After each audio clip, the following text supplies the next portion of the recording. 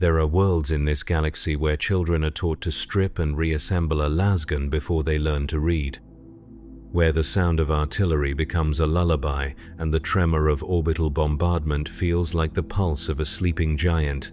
Cadia was such a world. A fortress carved from stone and hatred, positioned at the mouth of hell itself. Every soul born beneath its violet skies knew that death was not a possibility, but a certainty. The only question was how long they could delay it.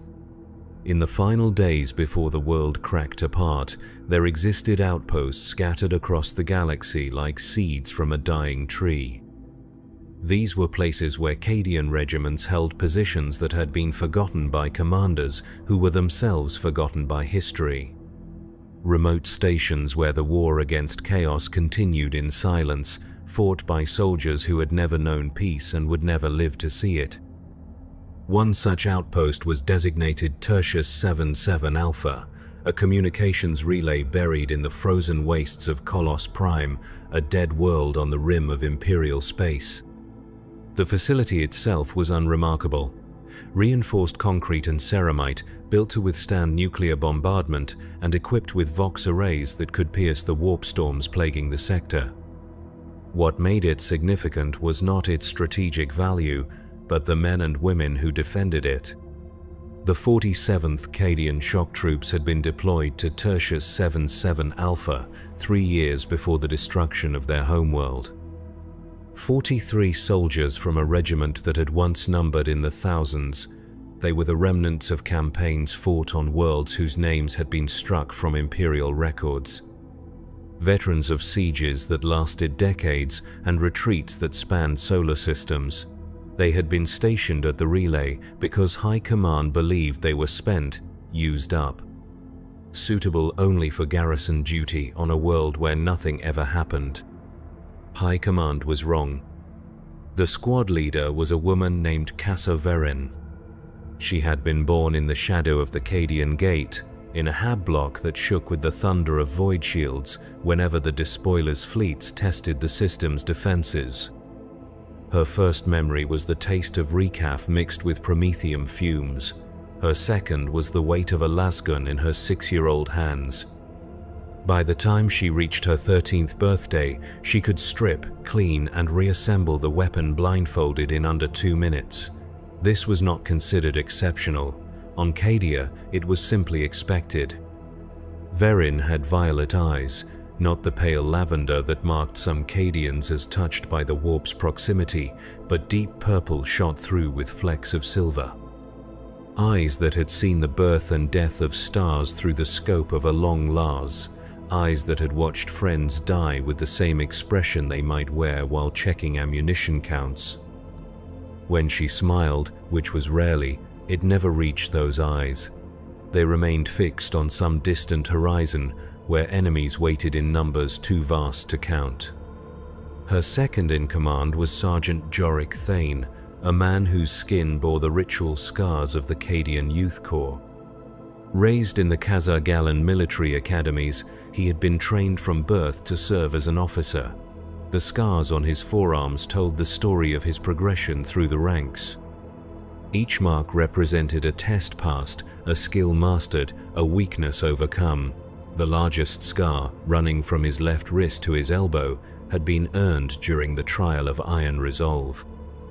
For 72 hours he had been buried alive in a coffin barely large enough to contain his body. Food and water were provided through a tube. Waste was removed through another. The test was not physical endurance, but mental fortitude. Many candidates broke within the first day, screaming to be released. Thane had emerged after 3 days with his sanity intact and his faith in the Emperor unshaken. The rest of the squad represented a cross-section of Cadian society. There was Mila Corvin, a former factory worker from the industrial zones who could repair any piece of Imperial technology with little more than a wrench and profanity. Beside her stood Marcus Dane, a farm boy from the agricultural districts who had learned to shoot by hunting the mutant vermin that plagued the grain silos. His aim was supernatural. In his hands, a standard-issue las gun became a precision instrument capable of placing shots through gaps measured in centimeters at distances exceeding regulation maximums. They were joined by Petra Voss, a former White Shield who had earned her place among the regulars during the siege of Tyrok Fields. She had been 14 when the Chaos Space Marines of the Iron Warriors breached the outer defenses. While veteran guardsmen fell back in ordered retreat, Voss had remained at her post, feeding ammunition to a heavy bolter crew that was being systematically eliminated by enemy snipers. When the last gunner died, she had taken control of the weapon herself. For 6 hours, she held a corridor that should have been defended by a full platoon. Her only companions were the dead and the voice of the Emperor speaking in her heart. The medic was a quiet man named Felix Harrow. Before the war claimed him, he had been studying to become a physician on one of Cadia's civilian stations. The Chaos incursions had ended those dreams abruptly. His medical training proved more valuable on the battlefield than in any hospital. Harrow could perform surgery with artillery shells exploding overhead and his hands steady as stone. He had saved lives in conditions that would have challenged the chirurgeons of the Officio Medici. His success rate was remarkable not because of his skill alone, but because he understood something that many medics never learned. Sometimes, the greatest mercy was knowing when to let go. These were the soldiers who held Tertius 77 Alpha, men and women forged in the fires of the Long War, tempered by losses that would have broken lesser souls. They maintained their equipment with religious devotion and performed their duties with mechanical precision. Every morning, they conducted equipment inspections that would have satisfied a tech priest. Every evening, they gathered for evening prayers that honored not only the Emperor, but the fallen comrades whose names were inscribed on the walls of their barracks. The relay station itself was a monument to Imperial engineering philosophy. Built to last millennia, it resembled a tomb more than a communications facility. The main structure was sunk 40 meters into the bedrock, surrounded by defensive positions that could withstand direct hits from orbital bombardments. The communications array rose from the center like the spire of a cathedral, its transmitters capable of punching signals through the worst warp storms. Power was provided by a geothermal tap that drew energy from the planet's molten core. Water came from ice mines dug into the polar deposits. Food was supplied by automated dropships that arrived every 6 months with crates of corpstarch and protein bars that tasted like cardboard soaked in promethium. Life at the relay followed patterns established by Cadian military doctrine and refined by 3 years of isolation. Revi at 500 hours followed by physical training that would have challenged Space Marine neophytes. Equipment maintenance occupied the morning hours, with each soldier responsible for their personal weapons and a portion of the station's defensive systems. The afternoon was dedicated to patrol duties, with teams of 2 or 3 soldiers conducting sweeps of the perimeter that extended 15 kilometers from the main facility. The evenings belonged to education and remembrance. Verin conducted tactical seminars where the squad studied historical battles and analyzed enemy weaknesses. Thane led discussions of Imperial doctrine, ensuring that every soldier understood not just what they were fighting for, but why the fight mattered. Harrow provided medical training that went beyond basic field surgery.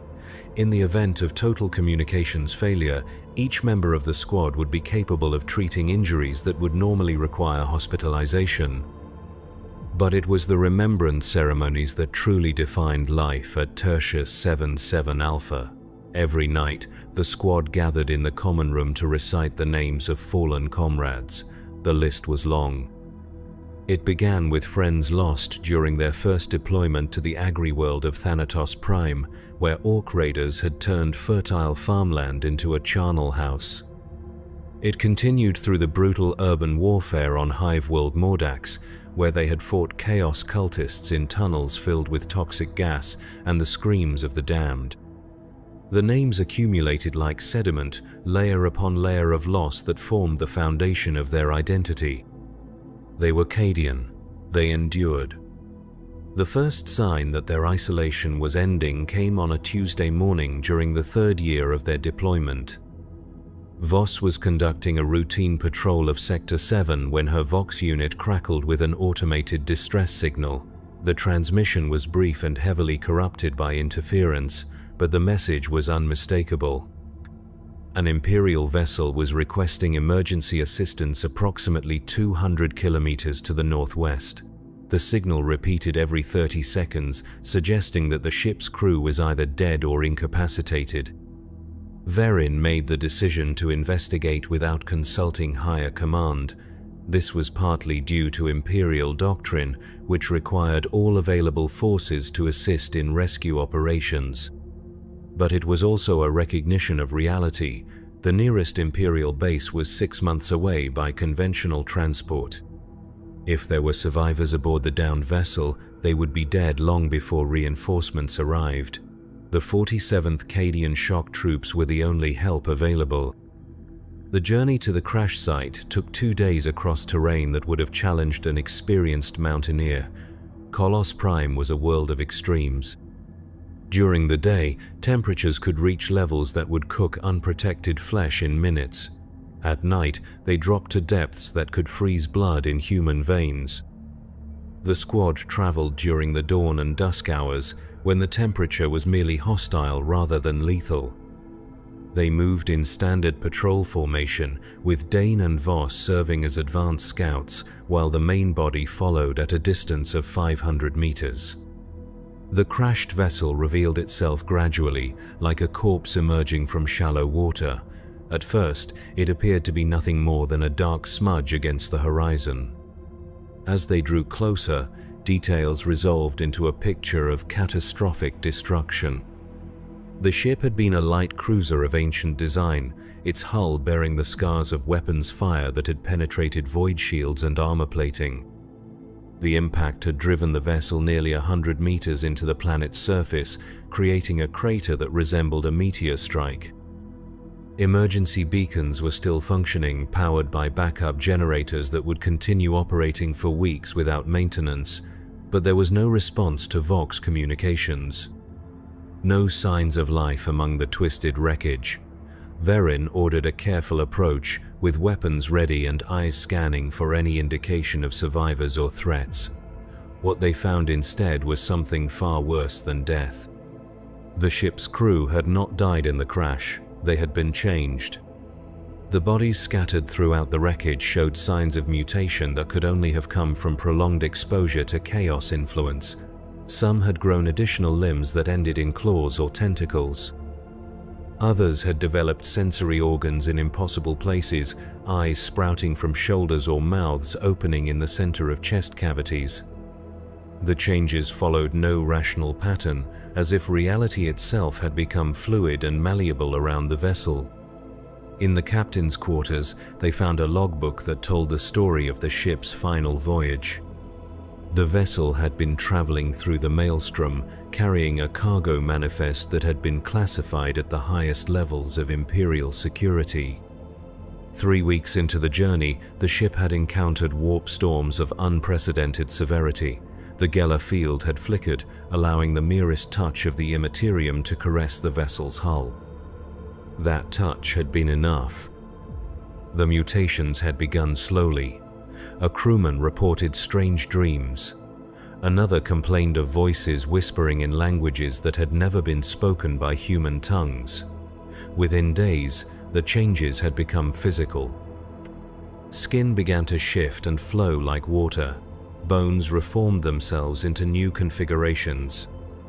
The ship's commander had tried to maintain order, but how do you discipline crew members who no longer possess human vocal cords?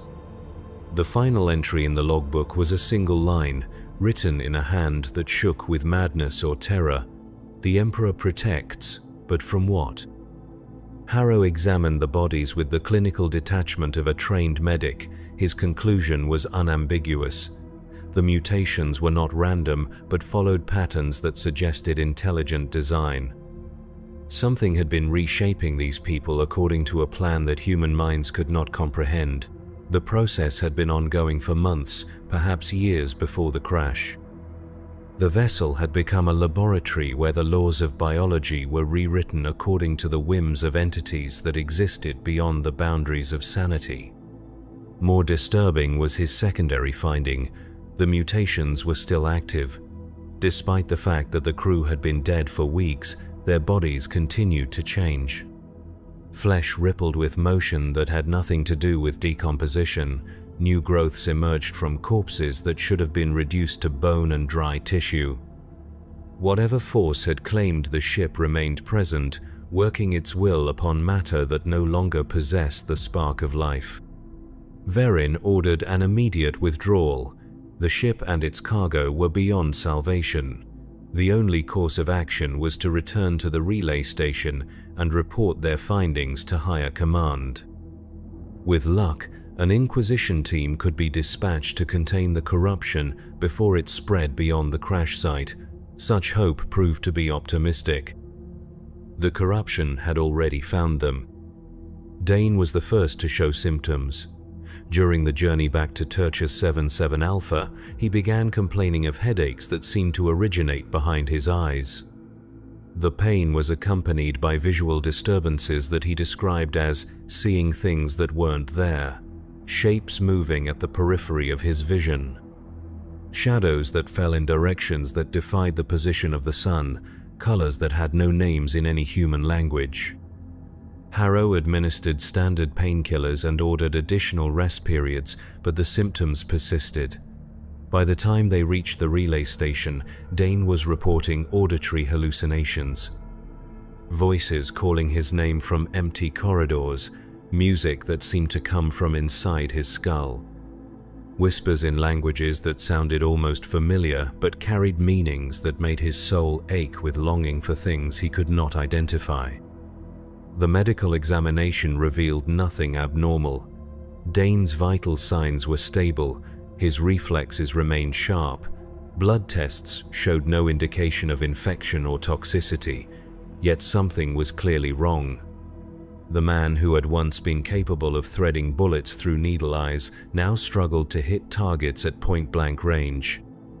His legendary marksmanship, honed through decades of constant practice, had abandoned him without explanation. Verin made the decision to quarantine Dane in the station's medical bay. This was a precaution born of experience rather than protocol. The 47th Cadian Shock Troops had encountered chaos corruption before. They understood that the enemy's greatest weapon was not firepower or numbers, but the ability to turn humanity's strengths against itself. A single corrupted individual could destroy a regiment more effectively than a company of space marines. But quarantine measures proved inadequate when the corruption existed not in flesh, but in perception itself. On the third night after their return, Corvin reported equipment malfunctions in the communications array. Routine diagnostic procedures revealed nothing wrong with the hardware, yet the transmitters continued to emit signals that bore no resemblance to standard Imperial codes. The emissions were complex patterns of static that seemed to contain hidden meanings, like messages encoded in the language of dying stars. Technical analysis provided no answers. The equipment functioned perfectly according to every test that Corvin could devise. Power consumption remained within normal parameters. Signal strength was optimal. Yet the nature of the transmissions had changed in ways that defied rational explanation. Instead of the crisp digital signals required for interstellar communication, the array was broadcasting analog patterns that resembled nothing so much as the electroencephalographic readings of a dreaming mind. Verin ordered the communications array to be shut down until the malfunction could be identified and corrected. This decision proved to be a mistake. Without the constant background hum of the transmitters, the silence at Tertius 77 Alpha became absolute. In that silence, they began to hear things that should not have existed. The sounds came at night when the station's environmental systems reduced their activity to conserve power. Footsteps in empty corridors, conversations in rooms that had been unoccupied for hours. The whisper of pages turning in books that contained no words. These auditory phenomena were not random but followed patterns that suggested purpose. They seemed to be searching for something, methodically exploring every corner of the facility like an invisible presence conducting a thorough inspection. Thane volunteered to investigate. As second in command, he considered it his duty to confront threats that might be beyond the capability of his subordinates. Armed with a handheld Auspex and a compactless pistol, he began nocturnal patrols of the station's interior spaces. The readings he collected were disturbing but inconclusive. The Auspex detected motion in areas where nothing visible moved. Temperature fluctuations occurred without apparent cause. Electromagnetic fields shifted according to patterns that bore no relationship to the station's electrical systems. More troubling were the personal effects he discovered during these investigations. Items that belonged to crew members who had died years earlier appeared in places where they could not logically exist. A watch that had been buried with its owner on the battlefields of Mordax was found ticking on a table in the common room. A letter from a sweetheart killed during the Orc invasion of Thanatos Prime materialized in Thane's own quarters, written in handwriting he recognized despite the impossibility of its existence. These manifestations were not mere hallucinations. Other squad members could see and touch the displaced objects.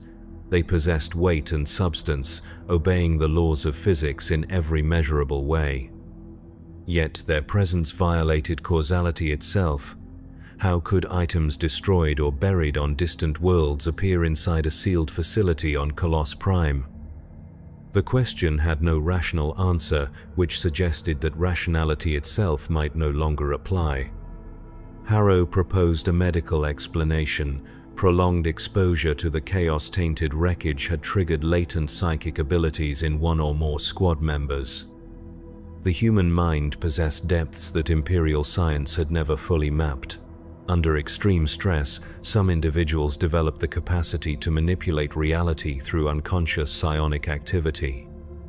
The displaced objects were not supernatural phenomena, but manifestations of repressed memories given physical form through psychic projection.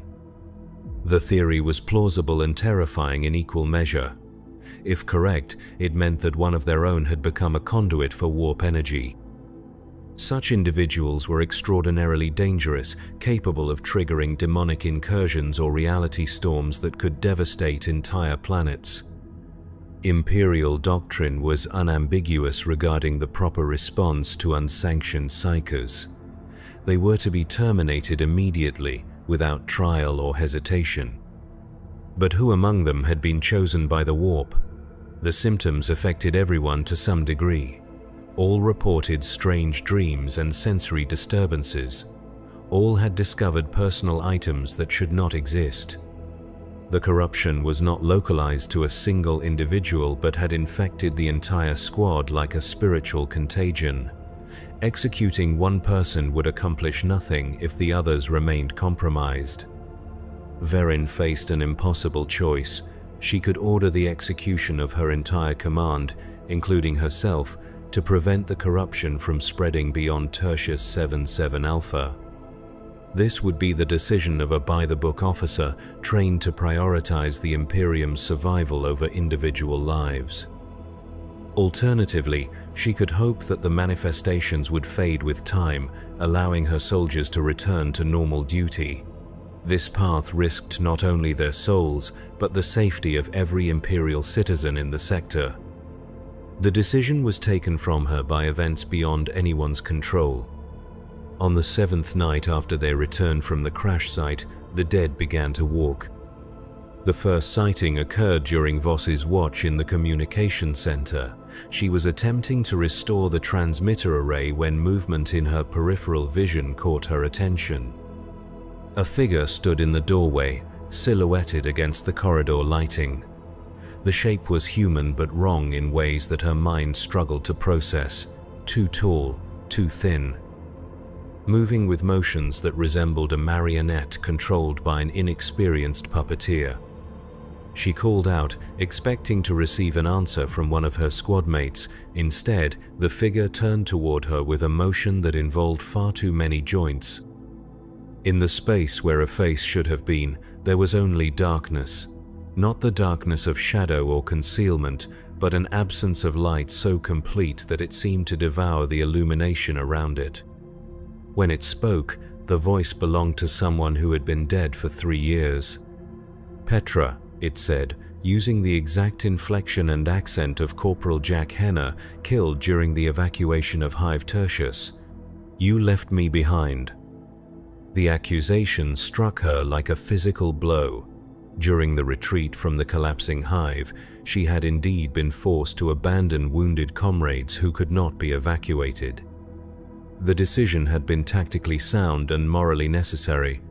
Carrying the injured would have slowed the entire squad, resulting in additional casualties. But sound tactics provided no comfort when the faces of the abandoned haunted her dreams.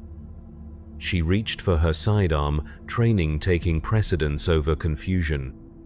The weapon cleared its holster in a motion practiced 10,000 times, muscle memory functioning even as her conscious mind reeled from impossibility. But before she could fire, the figure dissolved like smoke touched by wind. Only empty air remained where the apparition had stood. Voss reported the incident immediately, using the station's internal Vox system to alert the entire squad. Her transmission was answered not by her living comrades but by voices she recognized as belonging to the dead. Names from the remembrance ceremonies spoke from empty rooms, their words carrying across frequencies that should have been secure. They offered greetings, asked about mutual friends, and complained about conditions in whatever realm they now inhabited. The phenomenon spread throughout the facility with the speed of wildfire. In every corridor and chamber, the living encountered phantoms of those they had failed to save. The ghosts were not universally hostile. Many seemed genuinely pleased to renew contact with their former squad mates. They shared jokes, recalled shared experiences, and provided updates on their current circumstances that ranged from amusing to disturbing. Former Sergeant Molk Theron, killed by Orc artillery on Thanatos Prime, complained that death was boring as hell and asked if anyone had remembered to feed his pet groks back on Cadia. Trooper Elena Vask, who had died of infected wounds during the retreat from Mordax, wanted to know if her favorite low-stick brand was still available in the commissary. Private John Kellect, bisected by a Chaos Space Marines chainsword during the siege of Tyrok Fields, cheerfully reported that dismemberment was not as bad as you'd think once you got used to it. These conversations would have been disturbing under any circumstances. What made them unbearable was their accuracy. The dead possessed knowledge they should not have had. They knew about events that had occurred after their deaths, relationships that had developed in their absence, and personal details that had never been shared with anyone. It was as if death had not separated them from the living, but had instead granted them a broader perspective on existence. Harrow attempted to apply medical reasoning to the phenomenon. Mass hallucinations were not unknown among soldiers subjected to extreme stress. The human mind possessed remarkable capacity for self-deception, particularly when confronted with guilt or trauma that exceeded its ability to process rationally. What appeared to be supernatural visitations could be explained as collective psychological break, triggered by their exposure to the chaos-tainted wreckage. But the ghosts possessed physical presence that extended beyond mere visual manifestation. They could manipulate objects, leaving fingerprints on surfaces and expending ammunition from weapons they had no right to touch. Security recordings captured their movements, proving that the apparitions existed independently of human perception. Whatever force had brought them into being operated according to rules that transcended psychology. The situation deteriorated rapidly. Communication with the outside galaxy became impossible as the transmitter array began broadcasting the voices of the dead across every frequency. Supply deliveries ceased when dropship pilots reported hearing their own voices requesting permission to land, though they had not transmitted any such requests. The station's automated systems began responding to commands issued by personnel who had been dead for years. Within a week, Tertius 77 Alpha had become a monument to the permeable boundary between life and death.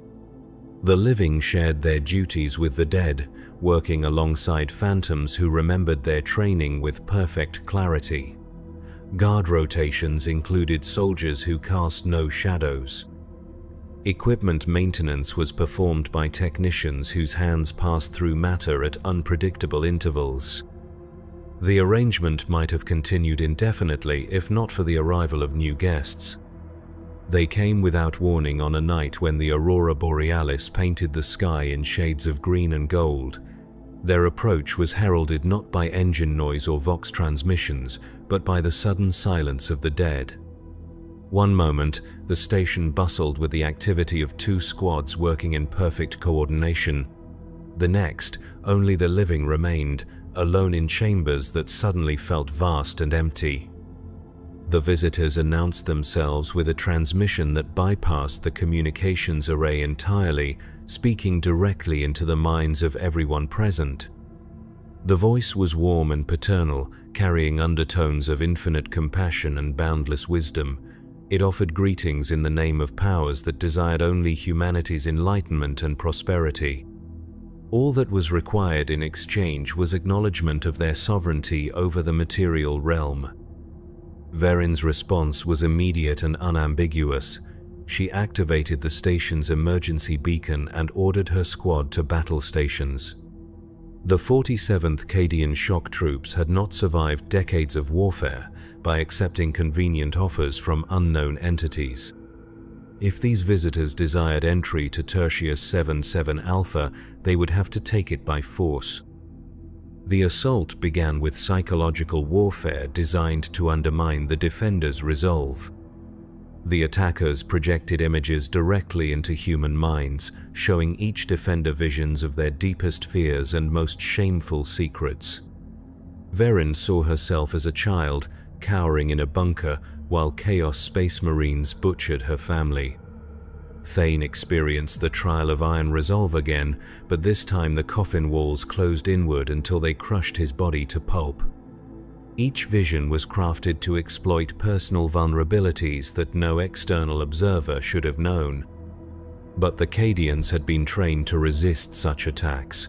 From childhood, they had practiced mental exercises designed to shield their thoughts from psychic intrusion.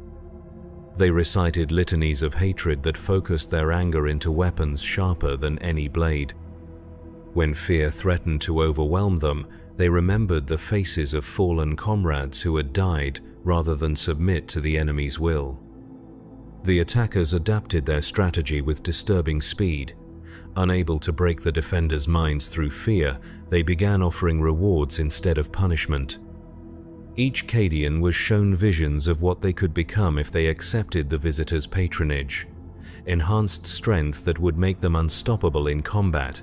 Perfect marksmanship that would never miss its target. Medical knowledge that could resurrect the dead and heal any wound. These temptations were more dangerous than any threat. Every soldier dreamed of becoming something greater than human limitations allowed. The prospect of transcending mortality and achieving perfection appealed to desires buried so deeply that most people never acknowledged their existence. Several members of the squad began to waver, their resistance weakening as they contemplated lives free from pain and failure. It was Dane who broke first. The marksman stepped away from his position and walked toward the station's main entrance with the mechanical precision of a sleepwalker.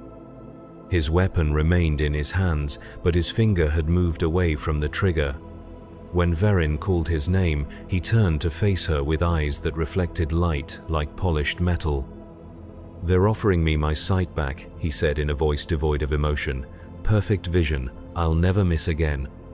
The promise revealed the depth of his private torment.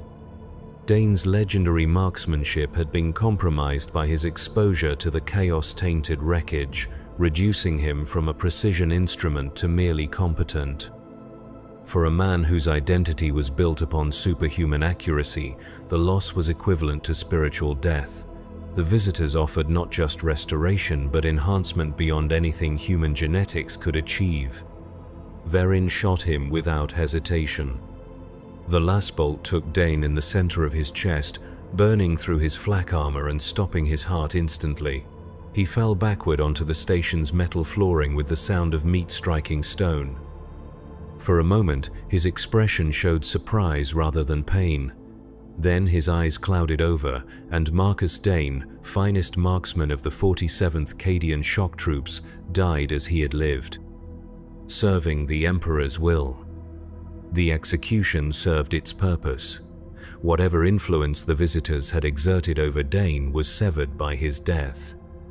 The remaining defenders felt the psychic pressure lessen, as if a weight they had not realized they were carrying had been lifted from their shoulders. But the attackers had learned valuable information about their opponent's capabilities and weaknesses. The second assault came without warning or preparation. One moment, the squad was maintaining defensive positions throughout the station. The next, they found themselves standing in a vast chamber that had not existed seconds before. The walls stretched upward beyond the reach of any illumination, disappearing into darkness that seemed to possess weight and substance. The floor beneath their feet was polished black stone that reflected their images with perfect clarity. At the center of the chamber stood a figure that hurt to perceive directly. It wore the shape of a tall human draped in robes that seemed to be cut from concentrated starlight. Where its face should have been, there was a void that contained swirling galaxies and dying suns. When it spoke, its voice carried the authority of creation itself. "Children of the corpse, God," it said, each word causing reality to ripple like water disturbed by thrown stones. "Your resistance is admirable but pointless. Accept our gifts willingly and ascend beyond your mortal limitations. Refuse and be consumed by forces beyond your comprehension." The entity gestured with one hand, and Corvin screamed. Her body began to change, flesh flowing like liquid as her limbs stretched and multiplied. Additional arms sprouted from her torso, each ending in hands that possessed too many fingers. Her face elongated into something that resembled a canine snout, complete with fangs that gleamed like polished obsidian. The transformation was not random but followed patterns that suggested intelligent design. "Behold," the entity continued, "the gift of perfection. Your comrade has been freed from the limitations of human form. She can now serve purposes beyond the narrow scope of mortality." But Corvin was still Corvin. Despite the radical alterations to her body, her mind remained intact and furious. She raised one of her new arms, which now ended in claws capable of rending ceramite, and made a gesture that would have gotten her executed for insubordination under any other circumstances. When she spoke, her voice was unchanged despite the transformation of her vocal cords. "Kiss my ass, you tentacled freak." The entity's response was immediate and terrible. Corvin's body began to tear itself apart, each limb moving in a different direction with enough force to pulp bone and shred muscle. But instead of dying, she regenerated faster than the damage could accumulate.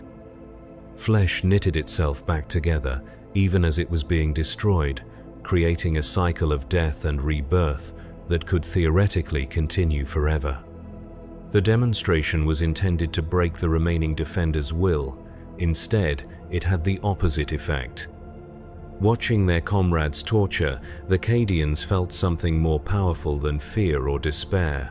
They felt rage, pure, undiluted hatred for enemies who would corrupt and torment rather than simply kill. This anger was not weakness but strength, a flame that burned away doubt and replaced it with crystalline purpose. Harrow moved first, launching himself at the entity with a surgical scalpel in each hand. The weapons were pathetically inadequate against a being of such power, but his attack served as a catalyst for the others. Voss opened fire with her lasgun, sending coherent light streaming toward the figure's center mass. Thane activated a frag grenade and hurled it with an accuracy that would have impressed a space marine. Their assault accomplished nothing against the entity itself. La bolts passed through its form without causing visible damage. The grenade exploded harmlessly against what appeared to be empty air. But their defiance had consequences that extended beyond physical combat. The chamber began to shake, its walls cracking as reality reasserted itself against the intrusion of alien logic. The entity laughed, a sound like solar winds passing through the void between stars, but there was something forced about its amusement, as if the situation was not unfolding according to plan. When it spoke again, its voice carried undertones of frustration that had not been present before. Your loyalty to a dead god is touching but meaningless. The Emperor has abandoned you to die on a forgotten world, fighting enemies that will devour your souls and scatter your atoms across the void. What has such devotion earned you except pain and solitude? The question was meant to plant seeds of doubt that would undermine their resistance. Instead, it reminded the Cadians of fundamental truths that had guided their entire lives. They had never expected rewards for their service. They had never sought recognition for their sacrifices. They fought not because victory was certain, but because defeat was unthinkable. The Emperor protected not because he owed them protection, but because they had proven themselves worthy of his notice. Verin stepped forward, her las pistol trained on the entity's approximate center mass. When she spoke, her voice carried the authority of someone who had never learned to doubt her purpose. The Emperor protects, she said, each word pronounced with the precision of a prayer. Not because we deserve it, not because we've earned it, but because we stand between humanity and the dark. You can corrupt our flesh and torment our minds, but you cannot touch what makes us human, and as long as one of us draws breath, we will resist. The entity's laughter ceased abruptly. For the first time since its arrival, it seemed genuinely surprised by their response. It had expected fear, desperation, or bargaining. What it encountered instead was implacable determination backed by faith that transcended rational thought. These humans would not be turned or broken because they had already sacrificed everything that could be taken from them. The chamber began to collapse, its impossible architecture crumbling as the entity's concentration faltered. Reality reasserted itself with violent force, snapping back into configurations that obeyed natural law. The Cadians found themselves once again in the familiar confines of Tertia 77 Alpha, surrounded by walls of honest concrete and ceramite. But they were not alone. The station was filled with figures that glowed with soft golden light. These were not the ghosts of their fallen comrades, but something else entirely. Angels, perhaps, or the spirits of saints who had died in the Emperor's service.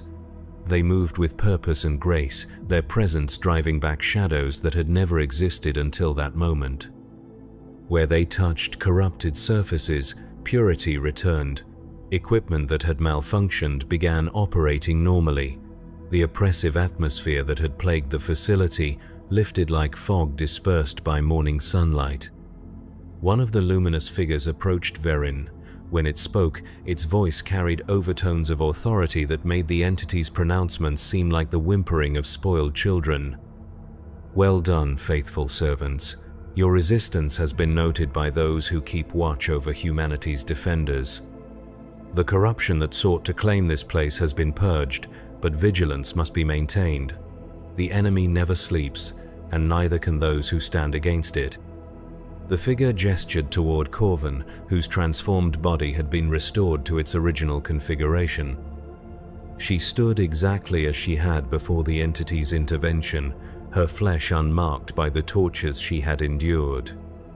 Even her uniform had been repaired, showing no evidence of the violence that had been inflicted upon her. Yet something in her eyes suggested that she remembered every moment of agony with perfect clarity. "The wounded shall be made whole, the luminous being continued, the corrupted shall be cleansed, but the price of purity is eternal vigilance." What you have witnessed here is but a shadow of the darkness that waits beyond the light of terror. Remember this night. Remember what you have seen. And never forget that the enemy's greatest victory is convincing humanity that it does not exist.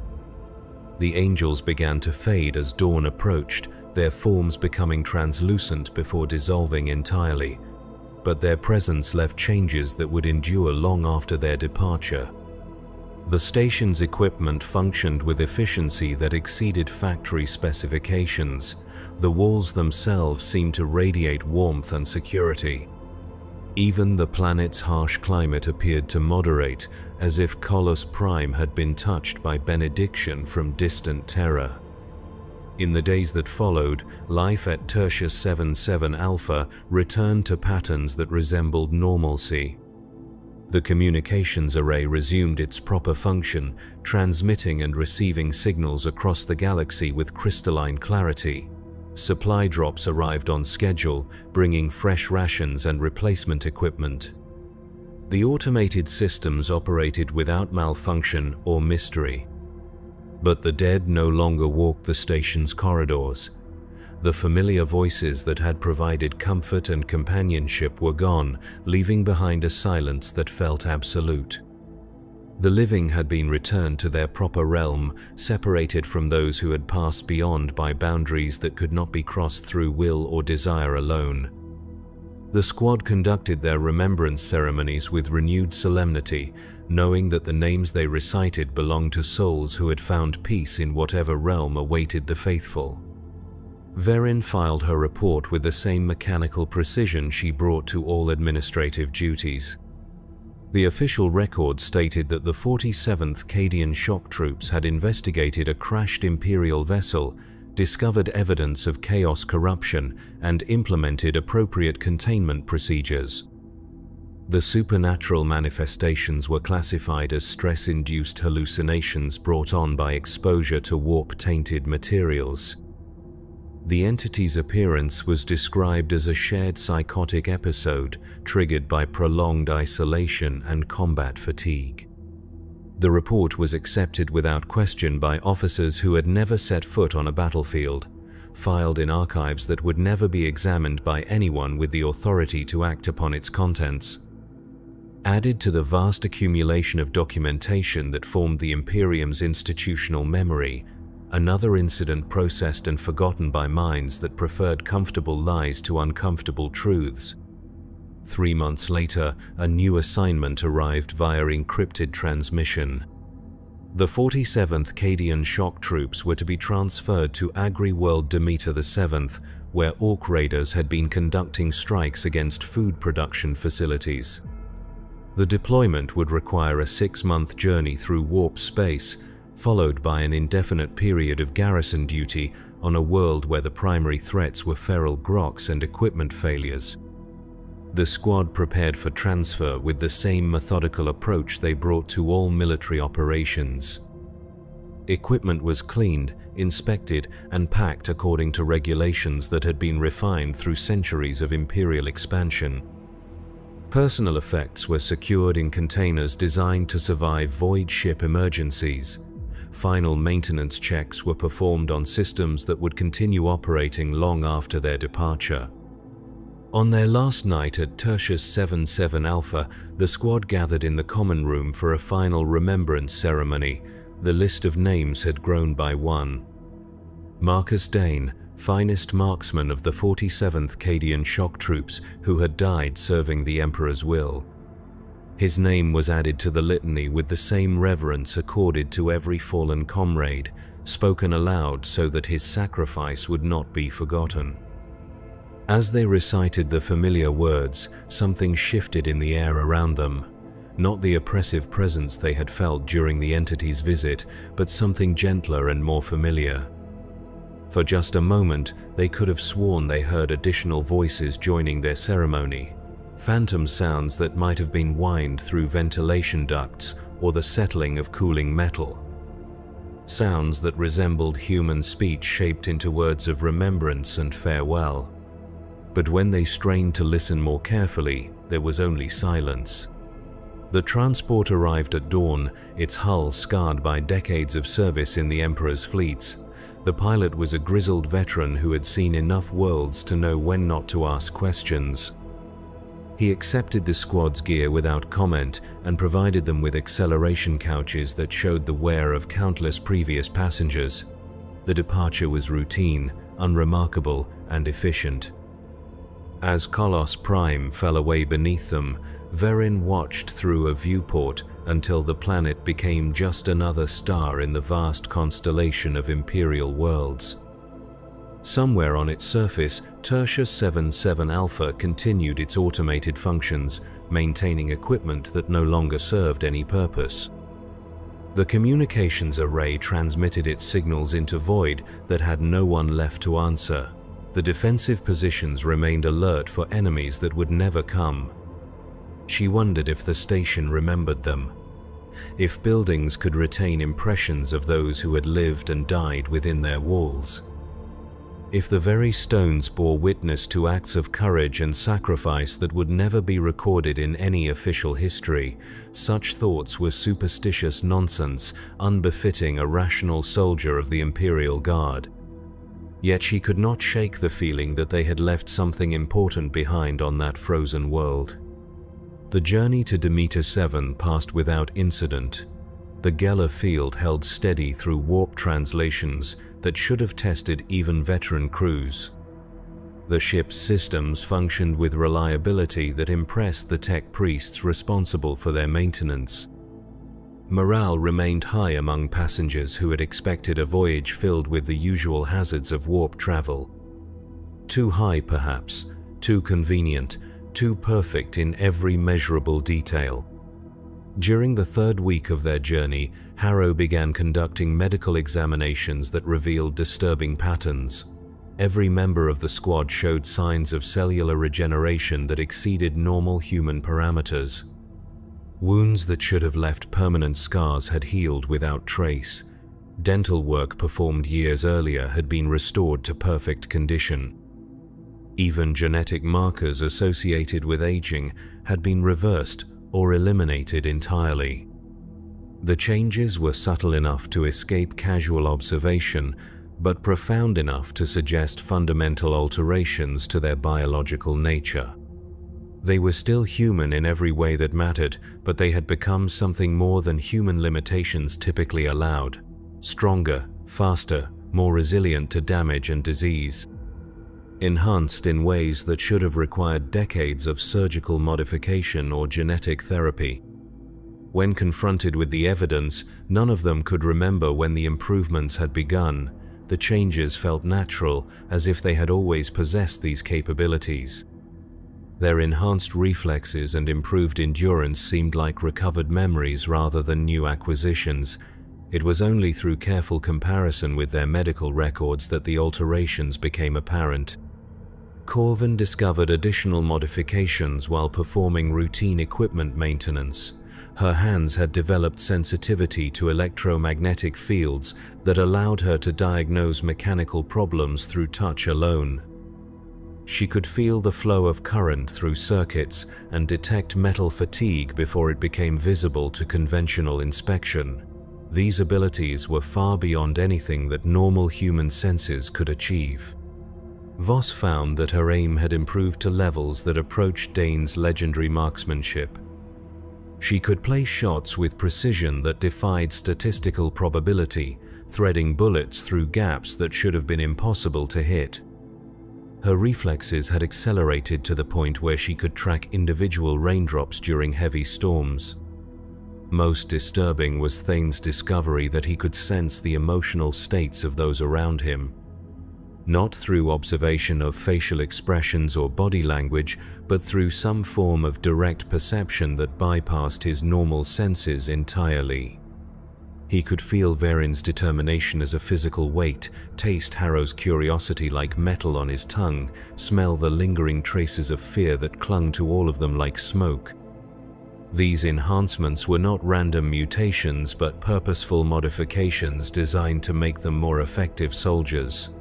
Someone or something had improved their capabilities while leaving their fundamental humanity intact.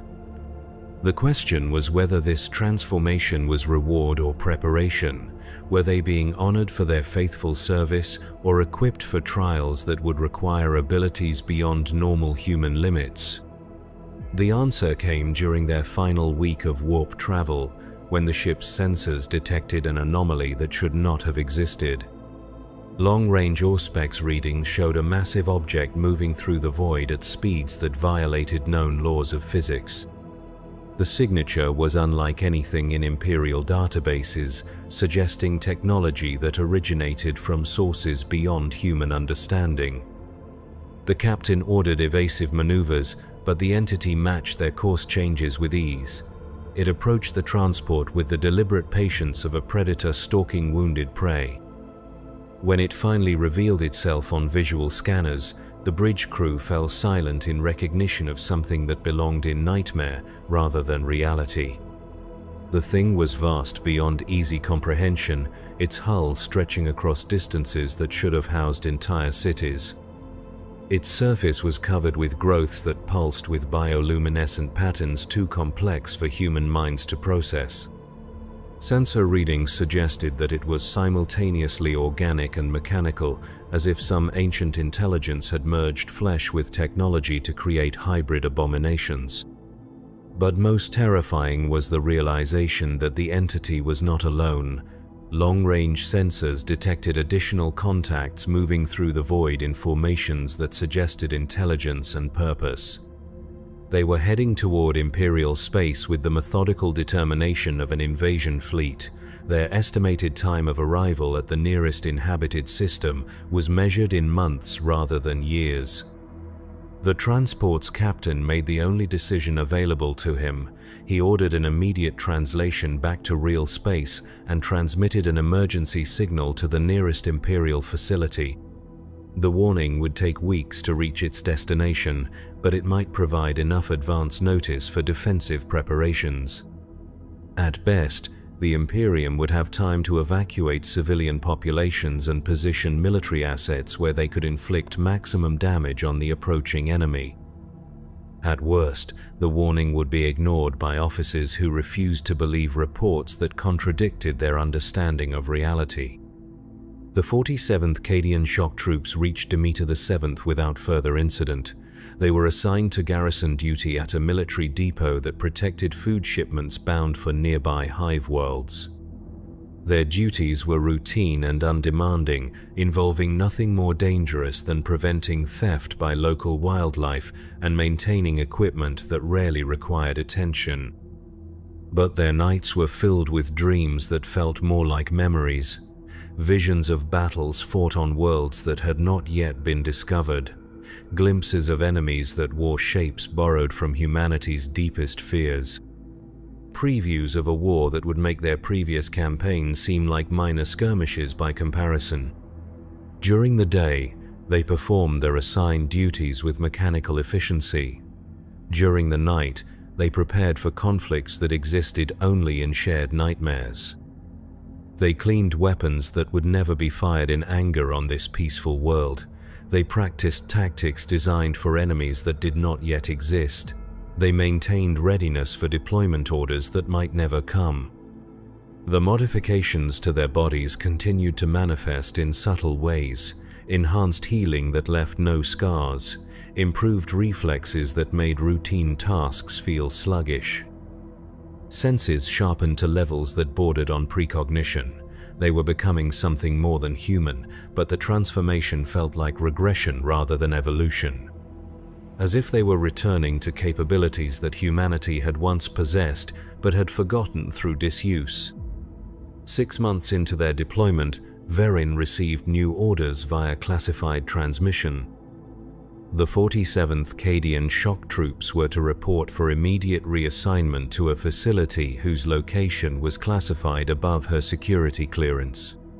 Transportation would be provided by vessels under Inquisition authority. All current duties were to be transferred to replacement personnel within 72 hours. The orders were signed by authorities she had never heard of, using seals that carried power beyond anything in her experience. This was not a routine military transfer, but something far more significant. They were being summoned by individuals who operated in shadows beyond the reach of normal Imperial hierarchy. As they prepared for departure, Harrow made a final discovery that cast their situation in new light. Hidden within their medical files were genetic markers that should not have existed in baseline human DNA. Sequences that resembled coding rather than natural evolution. Patterns that suggested their modifications had been planned and implemented by intelligence that possessed understanding of human biology far exceeding Imperial medical science. They were no longer merely enhanced soldiers, but prototypes of something new, living experiments designed to test the limits of human potential. The question was whether they had been improved for their own benefit or to serve purposes that existed beyond their comprehension. The answer would come soon enough. The galaxy was changing in ways that would require humanity to evolve or face extinction. Ancient threats were stirring in the void between stars, preparing to reclaim territories they had abandoned eons ago. The war that was coming would be fought not between armies, but between different concepts of what life itself should become. And in the darkness between sleeping and waking, Varen could hear something calling her name, not with the voice of the dead or the whispers of corruption, but with words that carried the weight of absolute authority. Commands issued by entities that existed beyond the boundaries of time and space, instructions for battles that would determine whether humanity had any future at all. She closed her eyes and listened to sounds that had no source, prepared for deployment to places that had no names, ready to fight enemies that wore familiar faces but possessed souls carved from alien nightmares. The Emperor protects, she reminded herself as sleep finally claimed her. But even the Emperor could not protect against threats that came from within humanity itself. In her dreams, she saw Cadia burning, but this time it was not falling to external invasion but transforming into something that had never been human at all.